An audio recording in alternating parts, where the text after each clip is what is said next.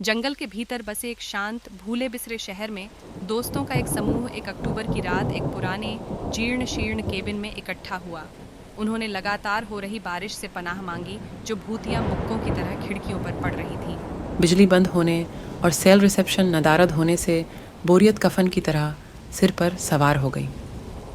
समय बिताने के लिए उन्हें केबिन की धूल भरी अटारी में छिपा हुआ एक प्राचीन बोर्ड गेम मिला। खेल को द मिडनाइट रिचुअल कहा जाता था। इसके निर्देश फीकी स्याही और गुप्त प्रतीकों में लिखे गए थे।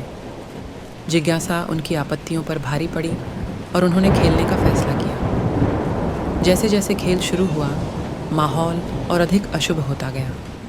प्रत्येक प्रतिभागी को अपने गहरे भय और इच्छाओं को स्वीकार करना पड़ा, जिससे माहौल और भी अस्थिर हो गया।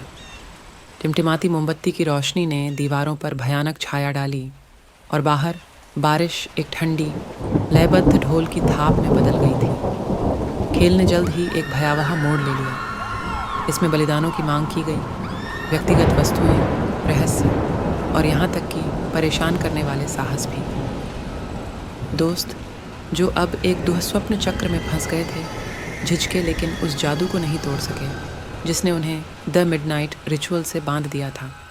प्रत्येक गुजरते मोड़ के साथ केबिन अपने अंधेरे अतीत के रहस्यों को फुसफुसाते हुए जीवंत हो उठा।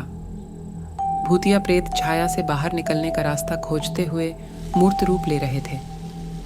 दोस्त डर के मारे चिल्लाने लगे, क्योंकि उन्हें एहसास हुआ कि खेल सिर्फ एक खेल नहीं था, बल्कि एक भयानक अलौकिक आयाम का द्वार था। जब वे बाहर निकलने का रास्ता खोजने के लिए संघर्ष कर रहे थे, तो हताशा घर कर गई।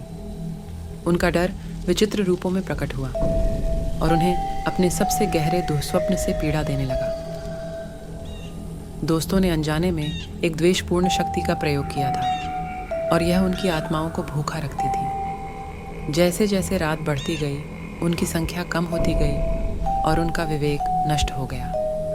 उन्हें अपने गहरे पछतावे का सामना करना पड़ा और उस भयावहता का सामना करना पड़ा जो उन्होंने अपने भीतर दबा रखी थी। तभी उनमें दरार को पाटने और द मिडनाइट रिचुअल की निरंतर पकड़ से बचने की आशा की किरण जगी। सुबह होने तक केबिन एक बार फिर खामोश हो गया, लेकिन उस पर एक बुरे सपने की मुठभेड़ के निशान थे। जिन दोस्तों ने अंधेरे में कदम रखा था, उन्होंने बहुत बड़ी कीमत चुकाई थी। जैसे ही बारिश खत्म हुई, जीवित बचे लोगों ने उस रात के बारे में दोबारा कभी बात न करने की कसम खाई, क्योंकि उन्हें डर था कि द मिडनाइट रिचुअल की भयावहता फिर से उन्हें परेशान कर सकती है। उन्हें कम ही पता था कि खेल एक बहुत बड़ी द्वेषपूर्ण योजना में एक मोहरा मात्र था, और जो बुरे सपने आए थे वे अभी खत्म नहीं हुए थे, छाया में छिपे हुए थे। जब अगली अनसुनी आत्मा ने खेलने की हिम्मत की